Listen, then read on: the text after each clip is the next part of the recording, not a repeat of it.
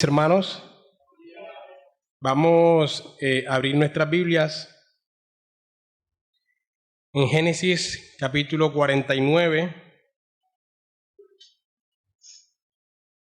Este será nuestro último sermón en esta serie en el libro de Génesis.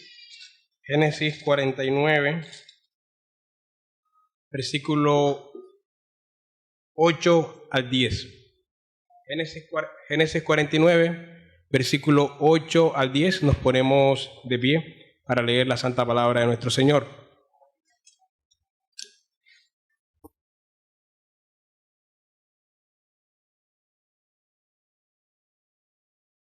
Génesis 49, versículo 8 al 10. Dice la palabra de nuestro Señor: Judá, te alabarán tus hermanos, tu mano en la cerviz de tus enemigos.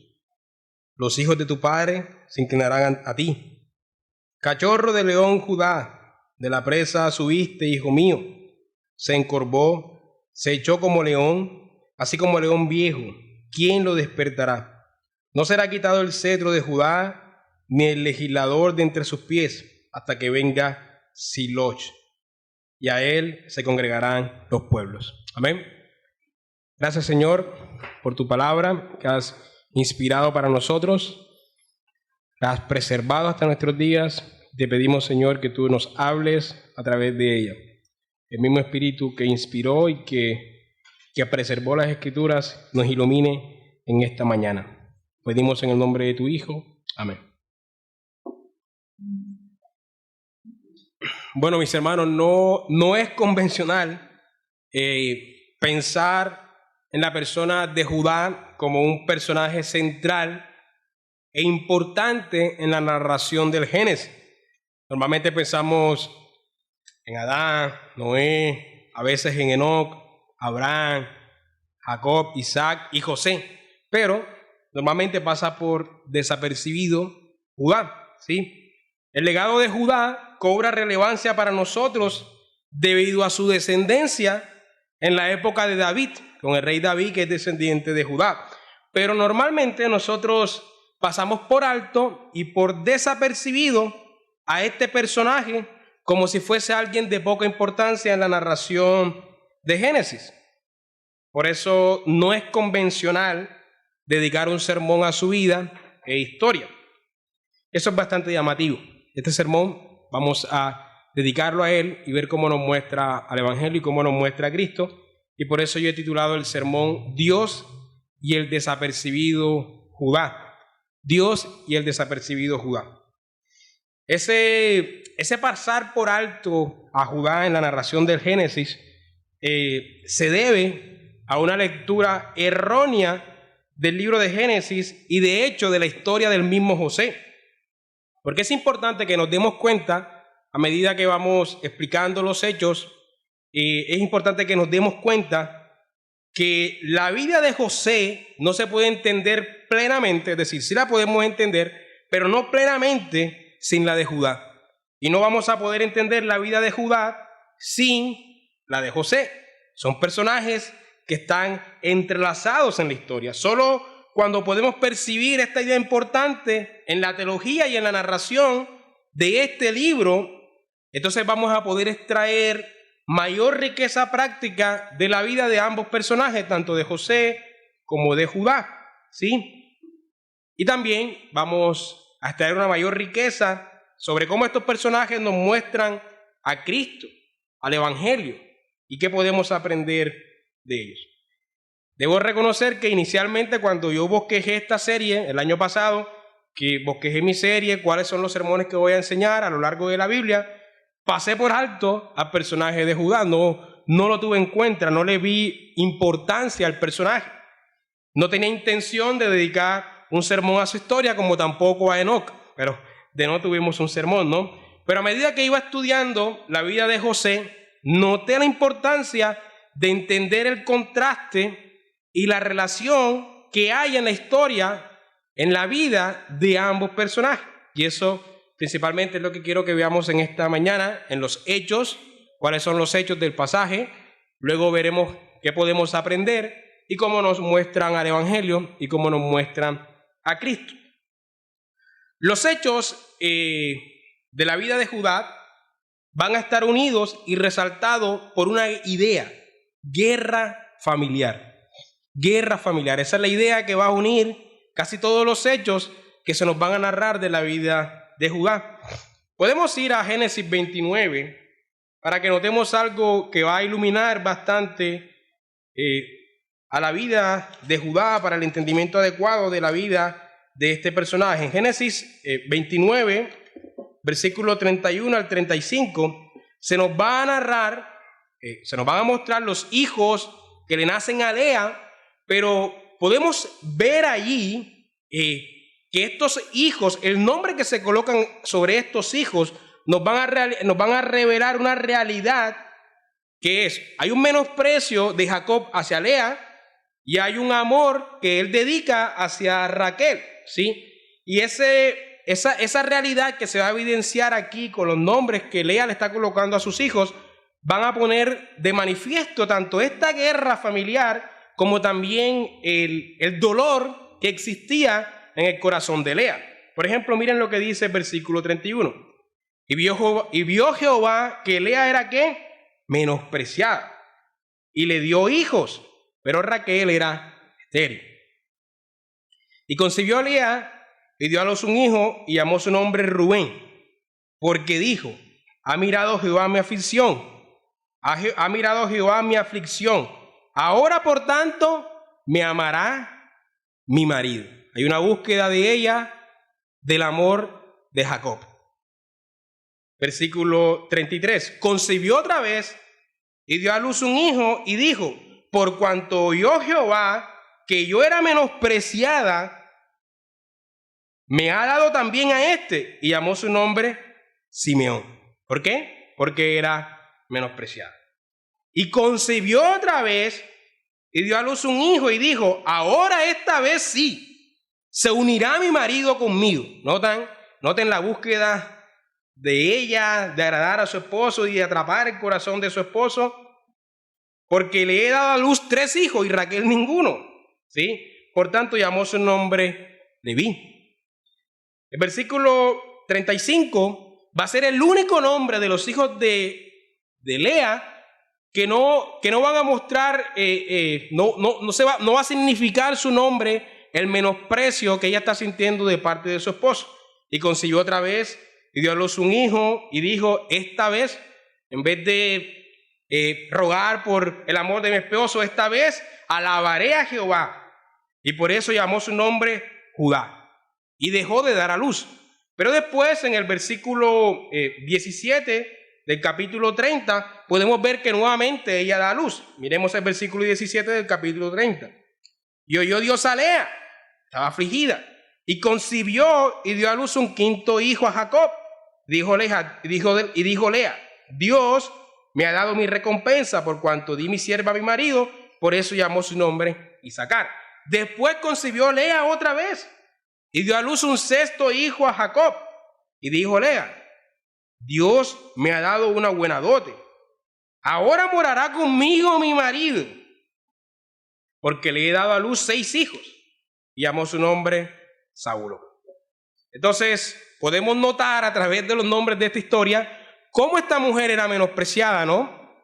Pero a la vez, los vacíos que hay en el corazón de ella. Se nos revela el dolor de su corazón y la búsqueda del amor de su esposo, ¿sí? Como dije, va a ser algo llamativo que Judá va a ser el único hijo que va a recibir un nombre que no está relacionado con esa búsqueda de Lea del amor y de la atención de su marido. Ella simplemente en ese momento decide alabar a Jehová por darle un 4.º hijo. Pero luego en el 5.º y en el 6.º nuevamente vemos esa búsqueda de ella del amor de su marido. Ahora bien, hay algo importante que debemos resaltar aquí para entender los hechos posteriores, y es que Judá, el 4.º hijo de Jacob y Lea, nace del vientre de la mujer que es menospreciada, ¿sí? Y como consecuencia, él será un hijo menospreciado.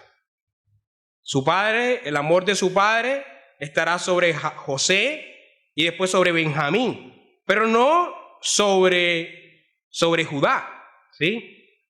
En cambio, José, como dije, va a nacer del vientre de la mujer amada. Y por tanto, él será el objeto del amor de su padre. Aquí podemos ver un contraste bien claro, ¿no?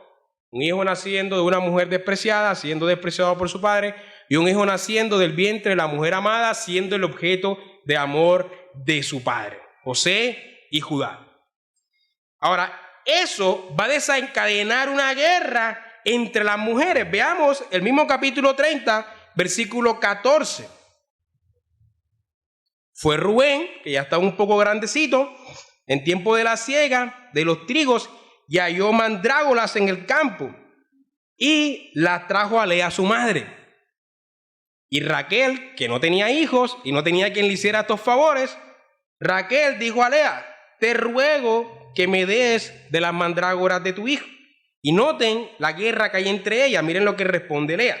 Y ella respondió: es poco que hayas tomado mi marido, cuando era marido de ambas, sino que también te has de llevar las mandrágoras de mi hijo.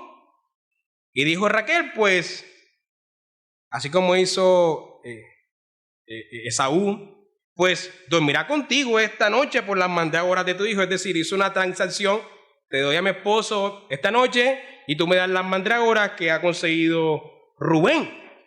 Y entonces, cuando pues Jacob volvía del campo a la tarde, salió Lea a él y le dijo: llégate a mí, porque la verdad te he alquilado por las mandrágoras de mi hijo. Y durmió con ella aquella noche, y después concibió al quinto hijo y al sexto hijo. Ahora, eso evidentemente nos pone de manifiesto una guerra, ¿no?, entre estas mujeres. Y una guerra que traspasa a la descendencia, a sus hijos. Se va a evidenciar en sus hijos. Y eso va a ser lo siguiente en la historia. Judá trama contra José en el capítulo 37. Eso lo estuvimos viendo en el sermón pasado, hablando un poco de José. Vimos que José era envidiado por sus hermanos, porque José era el objeto del amor de su padre, y sus demás hermanos codiciaban o extrañaban ese amor de este hijo privilegiado, favorito. Y digamos que José tampoco es que fuese muy humilde, sino que José también era, como decimos aquí en la costa, agrandado, ¿sí? Él se agrandaba por eso, y entonces tenía sueños, y en vez de ser prudente y callarse esos sueños para sí, se los comentaba a su hermano como diciendo: yo soy mayor que ustedes, o algo así. Y esto, por supuesto, hacía que sus hermanos tomaran más rabia sobre él. Y de hecho, esos sueños, como dijimos, fue como la gota que agota el vaso, ¿no?, que lo derrama inmediatamente. Entonces, en una ocasión, sus hermanos están cazando, y su padre manda a José para que los llame, y ellos traman inmediatamente matarlo, y Rubén dice: no será así. Pero entonces Judá dice: no lo matemos, sino que vendámoslo como esclavo a estos que están viniendo aquí, a los madianitas. Entonces, esa guerra entre las mujeres pasará a ser una guerra de sus descendientes. Y eso lo obedecerá José cuando es vendido por sus hermanos, ¿no? Entonces, esta historia, en el capítulo 37, nos va a contrastar a un inocente José siendo vendido por sus hermanos, y a un culpable Judá tramando su venta. Es decir, la idea de vender a José es una idea de Judá. Aquí hay un conflicto entre José y Judá. Ahora, noten que eso se nos narra en el capítulo 37. Capítulo 39 se nos presenta a José en la casa de Potifar, y toda la historia se enfoca en José. Pero antes de eso hay un capítulo 38, Judá y Tamar. Y este capítulo 38 es muy interesante, porque si uno no tiene claro los contrastes que está haciendo Moisés en este Génesis, no encontrará sentido a ese capítulo. Es decir, este capítulo va a aparecer como un paréntesis irrelevante o innecesario en la historia de José. No tendrá ningún sentido. Y de hecho, cuando yo lo leía, estaba diciendo: pero ¿qué sentido tiene este pasaje aquí como un paréntesis en la historia de José, no? Parecerá un paréntesis en la historia, pero esto no es accidental. Es De hecho, es intencional. Y si prestamos atención, podremos encontrar el sentido a lo que el autor de Génesis quiere hacer al escribir esto con estas intenciones. Aquí vamos a encontrarnos unos contrastes que van a ser bastante claros. Pero antes de ver el contraste, veamos un poco de la historia. Judá se aparta de sus hermanos. Eso es lo que nos dice el pasaje. Se aparta por un tiempo de sus hermanos y entonces toma por mujer a una cananea, a una gentil. Y esta cananea le da 3 hijos. Su primogénito, Onán y Sela.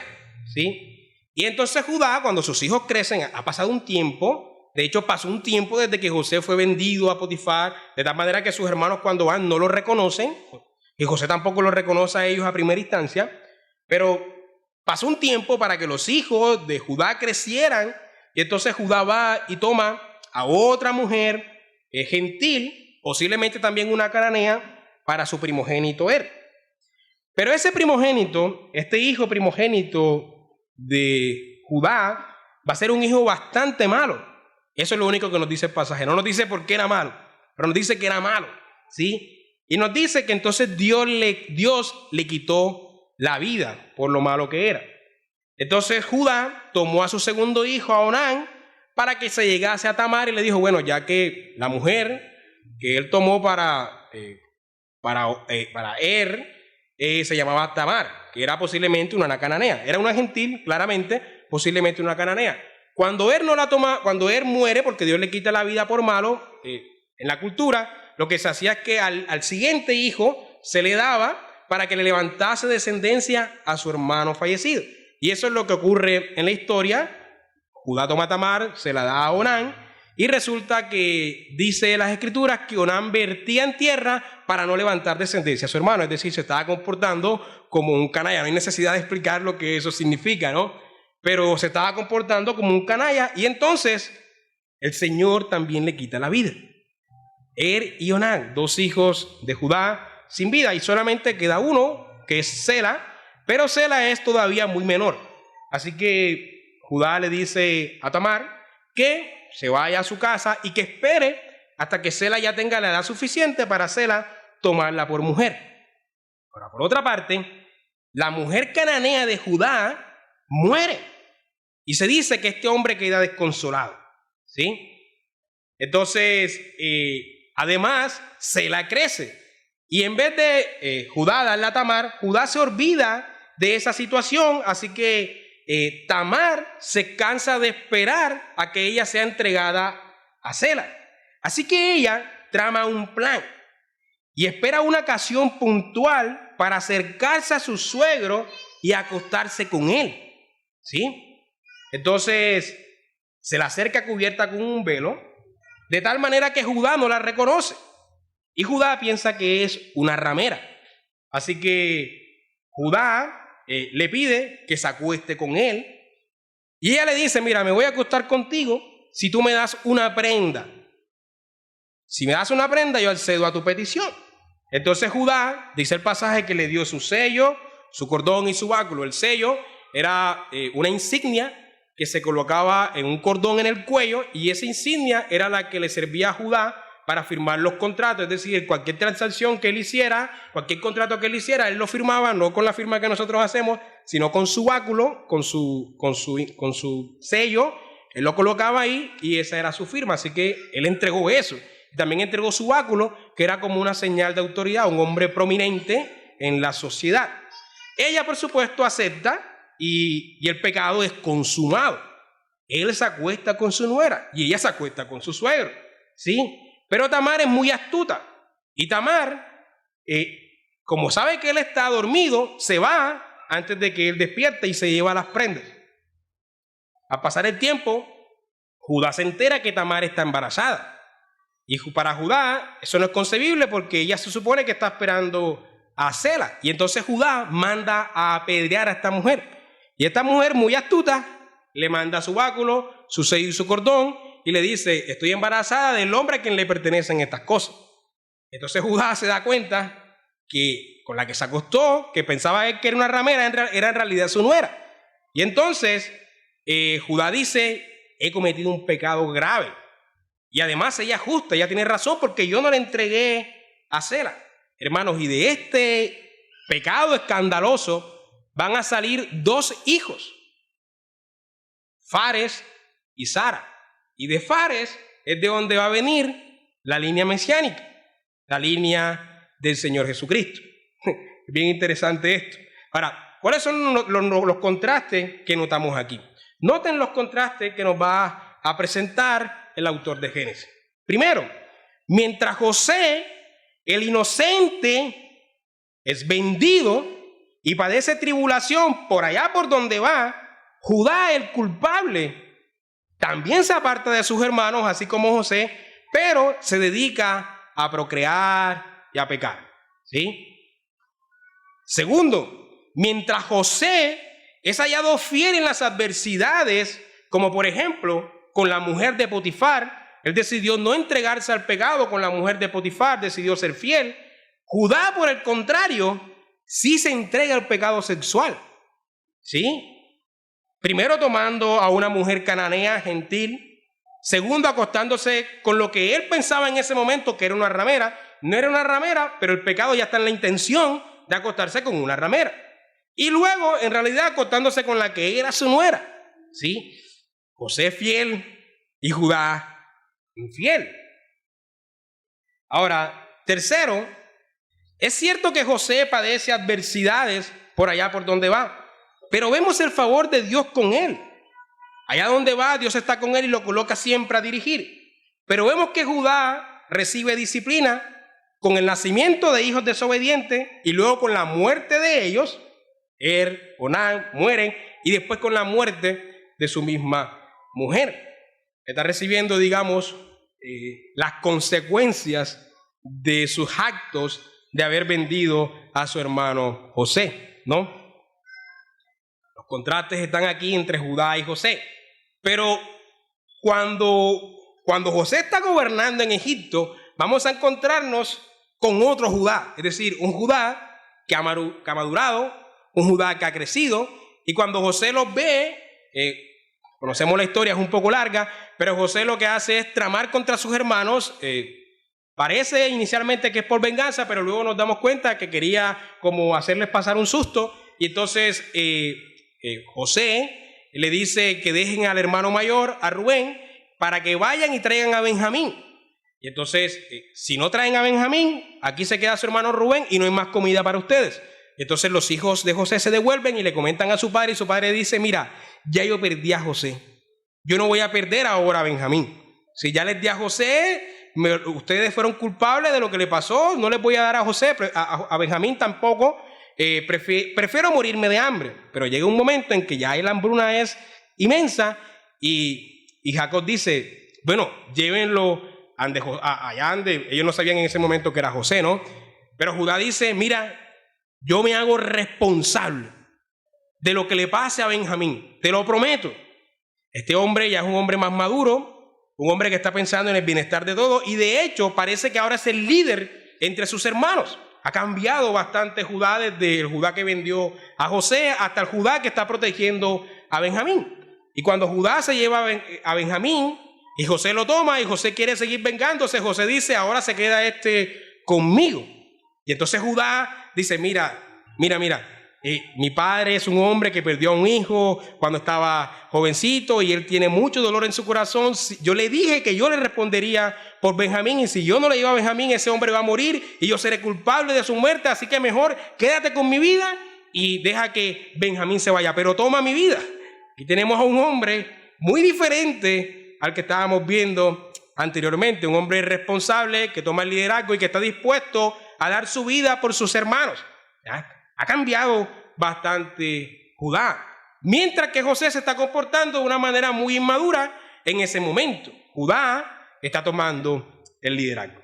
Ahora bien, la sorpresa va a saltar en capítulo 49. En el capítulo 49, bueno, de hecho es del 48, primero Jacob, así como Isaac. Recuerdan que Isaac bendijo a sus hijos, a Jacob y a Esaú, y Jacob robó la primogenitura de Esaú. Ahora Jacob va a bendecir a todos sus hijos, pero son 12, así que tienen que tener una bendición para cada uno. primero bendice a los hijos de José, no a José sino a sus hijos, los cuales son dos, Manasés, el primogénito, y el segundo Efraín. Y después bendice al resto de sus hijos, es decir, primero al favorito, ¿no? Y después va a bendecir al siguiente. Pero aquí vemos lo inesperado. Si nosotros nos quedamos únicamente con el libro de Génesis, y de hecho arrancamos las páginas de Génesis 49, parecería claro que la monarquía de Israel va a venir del lado de José, ¿no? José tiene el sueño, que sus hermanos se inclinarán ante él. Parece que la monarquía y el Mesías va a descender de José, y de hecho puede que tengamos esa percepción errónea en nuestra mente.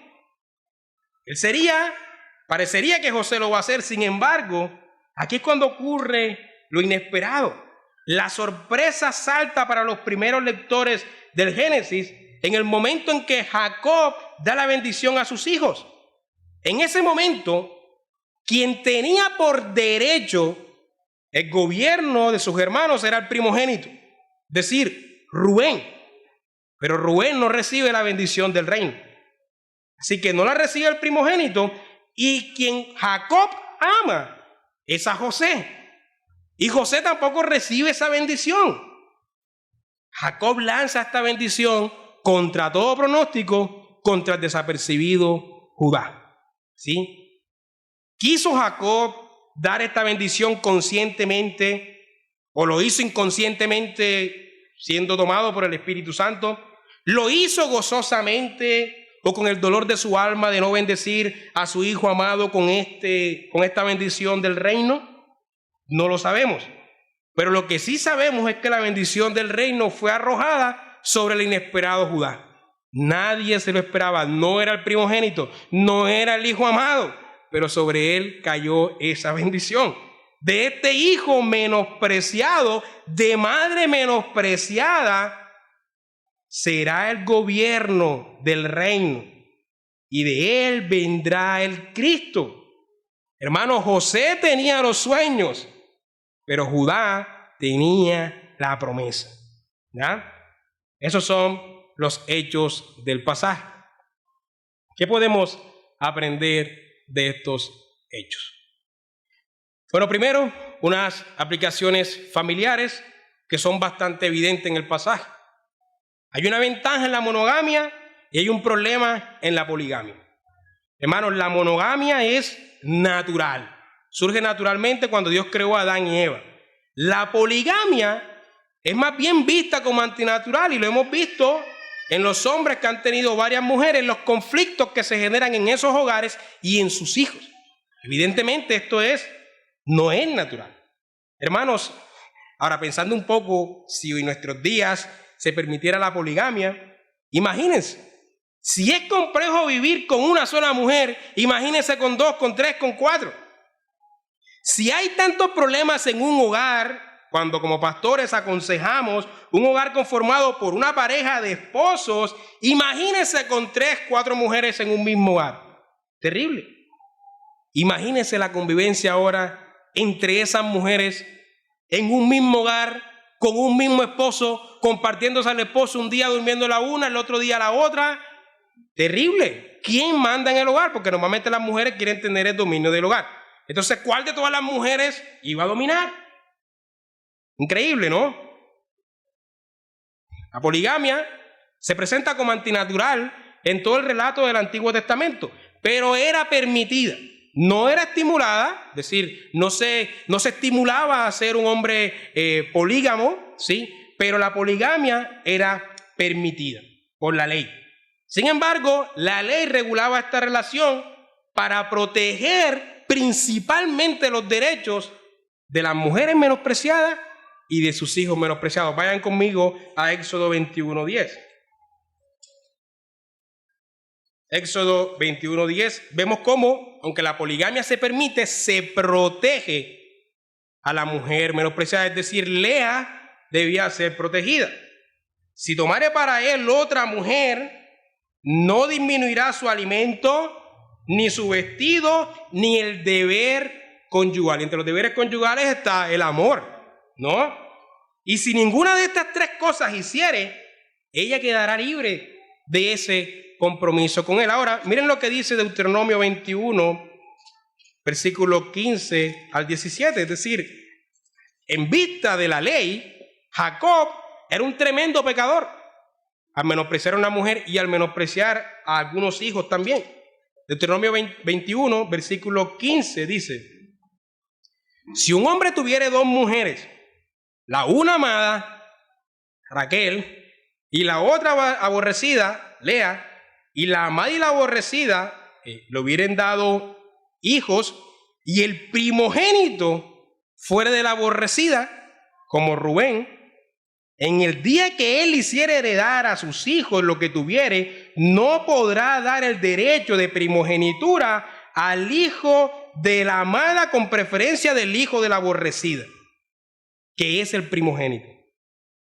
Mas el hijo de la aborrecida reconocerá como al hijo de la aborrecida reconocerá como primogénito para darle el doble de lo que correspondiere a cada uno de los demás, porque él es el principio de su vigor y suyo es el derecho de primogenitura.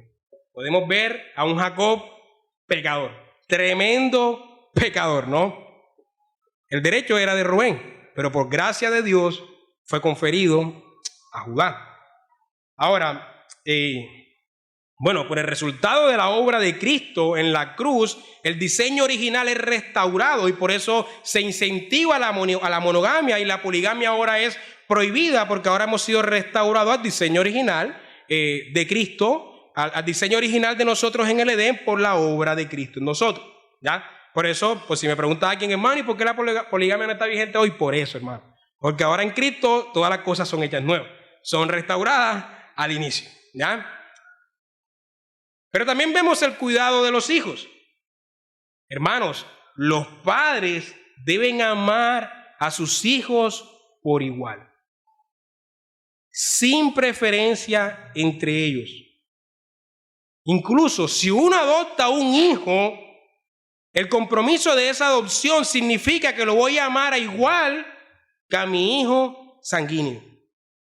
Nada que no sea esto va a agradar a nuestro Señor. Todos nuestros hijos deben ser amados por igual, educados por igual, queridos por igual, y ellos deben percibir que el amor de sus padres no está más sobre uno, sino que es igual para todos, es equitativo. Yo recuerdo cuando estaba pequeño, esa era una pregunta que le hacía a mi papá: papá, ¿a quién amas tú más? ¿A mi hermana o a mí? Papá decía: a los dos les quiero por igual, ¿sí? En la práctica puede que sea un poquito diferente, pero eso es lo que debemos por lo menos decir. No, mentira, en la práctica tiene que ser igual, mis hermanos.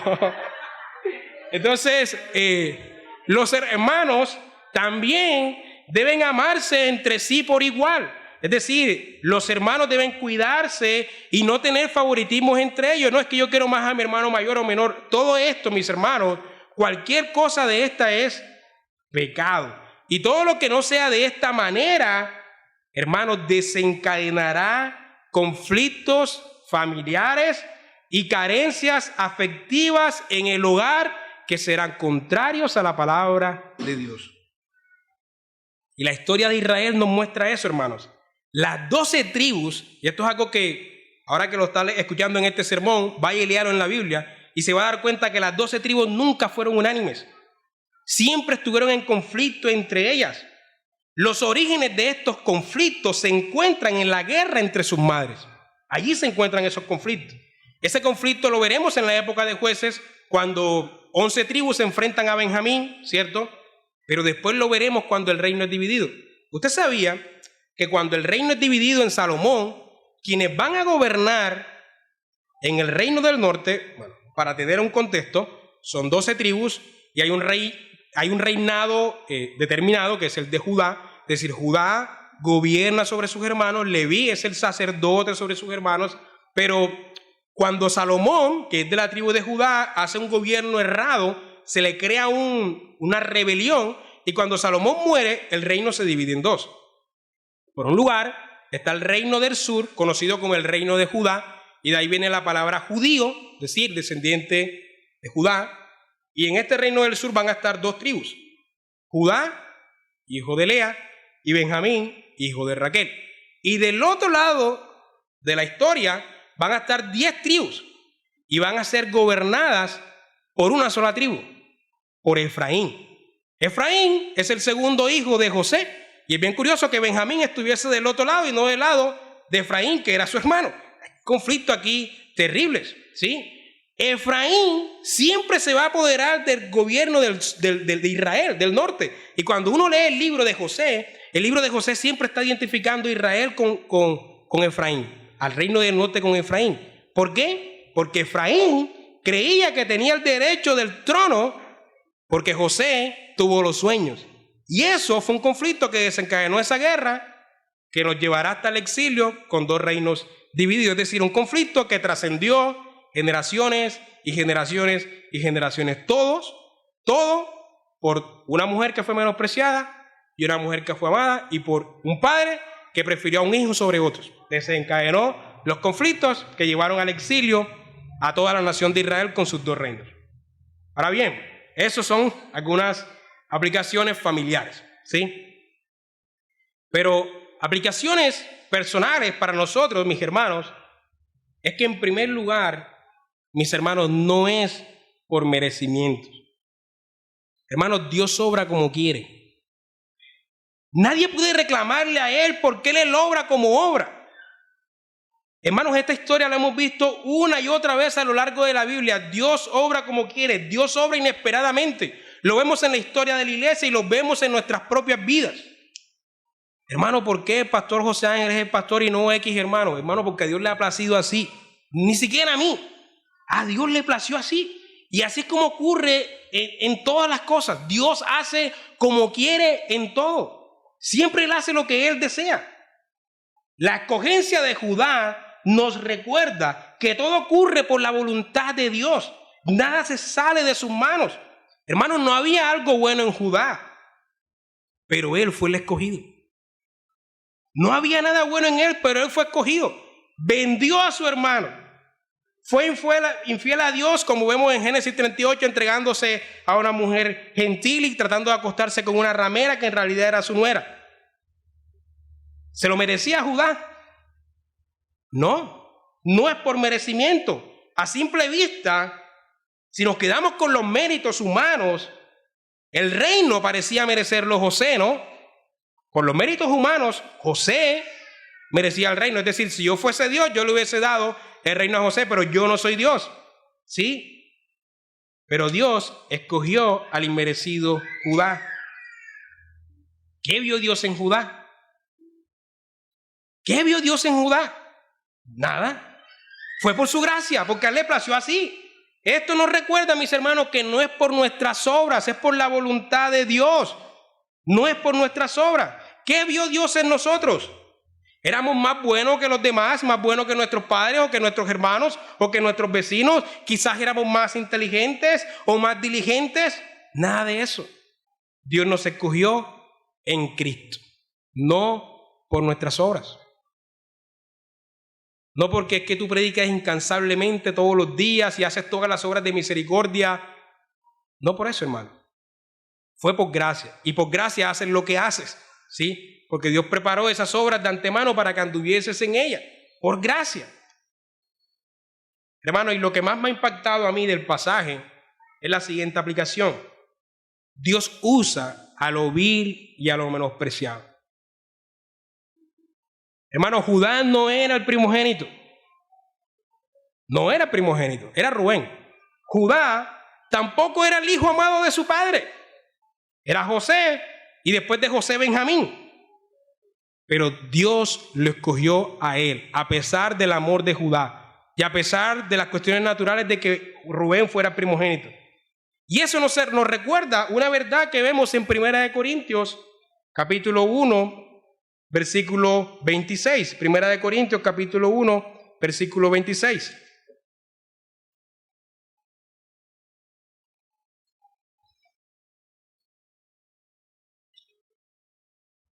Pues mirad, hermanos, vuestra vocación, que no sois muy sabios según la carne. Hermano, si alguien aquí se cree sabio, mi hermano, no eres sabio según la carne. Ni muchos poderosos, tampoco eres poderoso. Ni muchos nobles, de la nobleza tampoco lo eres. sino que lo necio del mundo escogió Dios para avergonzar a los sabios. Y lo débil del mundo escogió Dios para avergonzar a lo fuerte, enloqueciendo la sabiduría humana. Y lo vil del mundo y lo menospreciado escogió Dios y lo que no es para deshacer lo que es, a fin de que nadie se jacte en su presencia. Pero atención a lo que sigue, mis hermanos. Mas por Él estáis vosotros en Cristo Jesús, el cual nos ha sido dado por Dios sabiduría, es decir, en Él sí somos sabios. Él ha sido dado por nosotros justificación, santificación y redención, para que, como está escrito, mi hermano, el que se gloríe, gloríese en el Señor. Hermanos, lo vil y lo menospreciado escogió Dios para avergonzar a los sabios. Dios escogió a Moisés, un tartamudo, cuando pudo haber escogido a un hombre más elocuente. Dios escogió a Gedeón, un hombre de familia pobre y menor de su casa, cuando pudo escoger un hombre que fuese más lindo o más atractivo a los ojos del pueblo. Dios escogió a David. Tan menospreciado era David que cuando fue Samuel a verlo, pensó que eran primero todos los hermanos, hasta hay otro más, sí, el pequeño, el menor, y traen a David, pero si es este, ¿sí?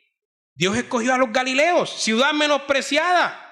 En la época de Jesucristo, la mayoría de los apóstoles eran galileos, y los fariseos se rasgaban las vestiduras porque él comía con las rameras y con los cobradores de impuestos, los menospreciados de su época, y hablaba con las mujeres menospreciadas de su época. Mis hermanos, tal vez seamos menospreciados a vista de los hombres por nuestro físico, por nuestra estatura, por nuestra edad, por nuestra condición económica, por nuestra nacionalidad, por nuestra ciudad, por el barrio donde vivimos, por el nivel de estudio que tenemos, por nuestro color de piel, por los actos de nuestros padres o de nuestros hermanos, pero no seremos menospreciados a los ojos de Dios. No lo seremos. Ahorita que leí esta estatura me acordé que siempre que alguien me conoce por primera vez, dice, hermano, yo me lo imaginaba usted así inmenso. No, porque me ven en las redes sociales y en las entrevistas, y cuando me ven pequeñito, hermano, ni por la estatura nos menosprecia el Señor, ¿no? Cristo, mi hermano, ha muerto por ti. Cristo ha muerto por lo que es vil y lo que es menospreciado a los ojos humanos, para hacerte parte de su pueblo santo y convertirte en el heredero de todas las cosas. Y nuestra identidad entonces debe estar en Cristo y en su obra, no en lo que somos, en lo que hacemos, no en si soy de color negro, no en si soy bajito, no en si soy pobre, no en si soy feo. Nada, en eso no debe estar nuestra identidad. Nuestra identidad debe estar en el Cristo que murió por nosotros. Por otra parte, tal vez has sido menospreciado por tus mismos padres, ¿no? O por tus hermanos físicos y los hermanos en la fe, o por tus amigos, o por tus vecinos, o por tu esposo, esposa, o por tu prójimo, o incluso por tus pastores. Hermano, pero quiero decirte en esta mañana que tú eres valioso para Dios. Ahora bien, debemos entender bien este punto para que no parezca que estoy predicando un mensaje centrado en el hombre. Hermano, usted sí es humanista. Bueno, dame un momentico. Por un lado, eres valioso para Dios no por tus obras, no por tu nombre, no por quién eres. Eres valioso para el Señor porque a Él le plació escogerte desde antes de la fundación del mundo sin que hubiera nada bueno en ti. Y porque además Cristo vino y murió no para salvar al mundo en general, sino para salvar a personas específicas. Y entre esas personas específicas estás tú, mi hermano. Por gracia. Y si has sido escogido por el Padre, y si Cristo murió por ti, y si el Espíritu Santo te llamó para que camines para Él, por Él y en Él, entonces eres valioso porque la mismísima Trinidad que ha creado todas las galaxias ha obrado en favor tuyo. Por otro lado, eres valioso porque eres la imagen de Dios. Eres valioso porque posees la imagen de Él. La humanidad, por si no lo saben, es la corona de la creación. Somos las criaturas más valiosas que el Señor creó. Es cierto, somos pecadores, inclinados siempre por el mal y merecedores únicamente en nosotros mismos, merecedores únicamente del castigo divino. Pero también es cierto que somos la imagen de Dios. Es decir, somos valiosos no por nosotros en sí, sino porque a Dios le plació colocar su imagen en nosotros. Es decir, todo lo que somos valiosos es por Él, no por nosotros. Es por Él en nosotros. Estas dos verdades, mis hermanos, deben ser entendidas plenamente para ser perfectamente equilibradas. Un correcto entendimiento de ambas verdades, tanto de la depravación radical como de la imagen de Dios en nosotros, nos llevará a un correcto concepto de nosotros mismos. Es decir, no un concepto más alto del que debemos tener, pero tampoco un concepto bajo del que debemos tener de nosotros. ¿Sí? Los humanistas, mis hermanos, han llevado esta verdad al extremo. Y los humanistas han hecho del hombre el centro de la creación, el centro de la adoración en la creación. Eso es lo que han hecho los humanistas al llevar esta verdad al extremo. Pero a la vez, los naturalistas han degradado tanto a la humanidad que la han reducido a algo inferior a una ballena, a un mosquito. La vida humana no es más valiosa que la de una mosca, según los mismos naturalistas. La dignidad humana ha desaparecido por completo en esta visión del mundo. Pero en el centro, y buscando un equilibrio adecuado, debemos establecernos nosotros. Es decir, debemos entender al hombre como un pecador caído, para no tener un concepto más alto de nosotros del que debemos tener. Pero debemos entender al hombre como imagen de Dios para no tener un concepto más bajo del que debemos tener de nosotros. El verdadero humanismo se halla en el cristianismo cuando entendemos que somos la corona de la creación, que tenemos la imagen de Dios, que Cristo murió específicamente por nosotros y que además esa imagen que ha sido distorsionada por el pecado ha sido restaurada declarativamente en la redención que Cristo ganó por nosotros en la cruz. Y está siendo restaurada progresivamente en nosotros a través de la santificación y a través de la obra del Espíritu Santo en nosotros día a día. Es decir, mi hermano, todo lo que nos hace valioso se encuentra en lo que Dios ha querido y ha hecho por nosotros. No en nosotros, sino en Él. Y por esa razón de que tienes la imagen de Dios, de que a Dios le ha placido salvarte en Cristo y que Cristo ha muerto por ti y que Cristo ha restaurado esa imagen en ti, podemos decir hoy, mi hermano, aunque eres vil y menospreciado para la humanidad, eres valioso y apreciado para el Rey de Reyes. Aunque lo seas para la humanidad, no lo serás para Dios. Y la primera vez que yo escuché esto, fue como un golpe a mi negativismo de la naturaleza humana. La primera vez que escuché esta idea de la imagen de Dios y siendo valioso, me pareció un mensaje bastante humanista. Yo dije, está predicando Carl Luna aquí. Y la primera vez que lo escuché en una convención reformada en el año 2016 en la boca de Richard Pratt. Richard Pratt estaba enseñando esto y las personas ahí en la convención, yo veía el ambiente y las personas se querían rasgar las vestiduras. Y Richard Pratt lo notaba. Y Richard Pratt le decía a las personas, dígale que usted a su lado, usted es hijo del rey. Imagínense, en plena convención reformada, dígale que está a su lado, usted es valioso. Por supuesto que yo no haré eso, pero Richard Pratt tenía razón. Cuando entendemos lo que es la dignidad humana y cuando entendemos que Cristo ha muerto por nosotros, entonces sí somos valiosos, ¿sí? Pero somos valiosos por Él, no por nosotros. Aunque sea vil y menospreciado a los ojos humanos por diversas razones, mi hermano, los planes del Señor se ejecutarán en tu vida, a pesar de cómo te sientas, así como se ejecutaron en la vida de Judá. Menospreciado por su padre, pero de él era el reino. Y él Dios obrará inesperada y sorprendentemente y terminará la obra que ha iniciado en ti. Aunque parezca que somos desapercibidos, mis hermanos, así lo seremos a los ojos humanos, pero en el Señor ejecutará sus planes santos y perfectos en nosotros. ¿Cómo nos muestra esto el Evangelio y cómo nos guía a Jesucristo? Mi hermano, lo que dice 1 Corintios capítulo 1, versículo 26 al 31, que acabamos de leer hace un momento. Él es nuestra sabiduría. Él es nuestra justificación. Él es nuestra santificación y Él es nuestra redención.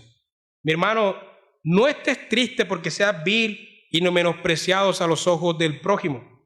Estás feliz porque Cristo es tu sabiduría, porque Cristo es tu justificación, porque Cristo es tu santificación y porque Cristo es tu redención. Hermanos, no había nada bueno en ti, no había nada bueno en nosotros, pero sí había algo bueno en aquel que decidió morir en sustitución nuestra por gracia. Así que en Él, como dice Pablo, debemos gloriarnos. El que se gloríe, gloríese en el Señor. En Él debemos gloriarnos, no en nosotros, no en lo que hacemos, sino en lo que Él hace por nosotros. En su vida y obra es que debemos hallar nuestro valor. Hermanos, el Evangelio no nos enseña a amarnos a nosotros mismos como enseñan los humanistas y a encontrar nuestro valor en lo que somos y en lo que hacemos y respétate y ámate más que a los demás. El Evangelio nos enseña todo lo contrario. ¿Cómo se resume la ley? Amarás a Dios sobre todas las cosas y a tu prójimo como a ti mismo. Esto es contrario al mensaje humanista. Ámate a ti, ámate más a ti. No, ya te amas suficiente. Ama a tu prójimo y ama a Dios sobre todas las cosas. El Evangelio nos enseña a amarnos menos a nosotros mismos y a amar más a Dios y a los demás. El Evangelio nos enseña a encontrar nuestro valor en el Señor y no en nosotros, en su sabiduría, en su justificación, en su santificación, en su redención, no en nuestras obras. Ahí encontramos nuestro valor. El Evangelio nos enseña a amarnos menos, pero también a amar más a aquel que murió por nosotros y a hallar nuestro verdadero valor y nuestro verdadero propósito en Él. Hermanos, Cristo es menospreciado. Isaías 53, versículo 1 al 5. Dice que no había hermosura en Él. Fue menospreciado, fue desechado, rechazado. Tal vez esto se refiera a su apariencia física, que no había hermosura en Él. Otra vez a su atractivo como Mesías. No fue atractivo a ojos de los poderosos. Fue despreciado entonces, fue desechado y fue menospreciado. No nació en palacios, no fue hijo de algún rey importante, no nació en la casa del emperador romano o de los gobernadores romanos en las provincias romanas, no fue hijo del sumo sacerdote de aquel entonces o de alguna persona importante entre los fariseos como Gamaliel o como otro. Él fue menospreciado, mis hermanos, para que nosotros fuésemos apreciados. Murió por nosotros para que el Padre nos aprecie. Y Cristo ha restaurado la imagen en nosotros. Cristo restaura ese diseño original en nosotros, entre ellos la monogamia. Él restaura la imagen de Dios en nosotros. Cuando creemos en Cristo, esa imagen distorsionada comienza a tomar la verdadera forma en un proceso de santificación en el cual nos limpia de nuestras inmundicias y nos comienza a consagrar en Él y nos cambia nuestros intereses y nos cambia nuestros deseos y nos cambia nuestra forma de entender el mundo y de pensar el mundo y nuestra forma de vivir y la forma en que trabajamos y todo. Cristo cambia todo en nosotros porque su imagen es restaurada en nosotros. No es perfecta, pero en la resurrección lo será. Por ahora seguimos en un proceso de santificación. Y por último, mis hermanos, cuando leemos el pasaje, en nuestro pasaje inicial, en Génesis 39, el versículo 10 específicamente dice lo siguiente. 49, perdón. Capítulo 49. El versículo 10 específicamente dice lo siguiente. No será quitado el cetro de Judá, ni el legislador de entre sus pies, hasta que venga Shiloh. Y a él se congregarán los pueblos. Hermanos, Shiloh es una palabra bastante misteriosa, pero parece los lingüistas, los académicos del hebreo, coinciden en que la palabra se relaciona con el reino, con el cetro, con el gobierno, ¿sí? Y ese Shiloh es Cristo, el que está siendo anunciado aquí, que vendría de la tribu de Judá, pero no solo eso, sino que Él es el Rey esperado, el prometido. Así como le dijeron a Abraham, como Dios le dijo a Abraham, en tu simiente serán benditas todas las naciones, a Judá se le dice que a Él, en Él, se congregarán, harán iglesia, se unirán, le adorarán los pueblos, las naciones aquí.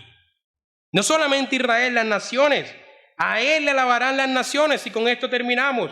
Dice el Salmo 22. Salmo 22. Y este es el cumplimiento del Shiloh. Versículo 27, versículo 28.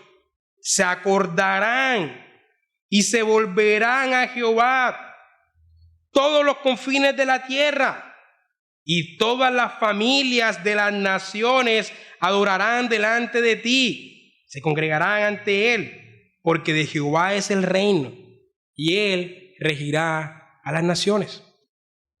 Él es el rey que Judá estaba apuntando. Rey menospreciado por los hombres, pero rey en verdad. De Él es el trono, de Él es el gobierno. Amén. Gracias, Señor, por tu palabra. Te pedimos, Señor, que la apliques a nuestras vidas. En el nombre de tu Hijo. Amén.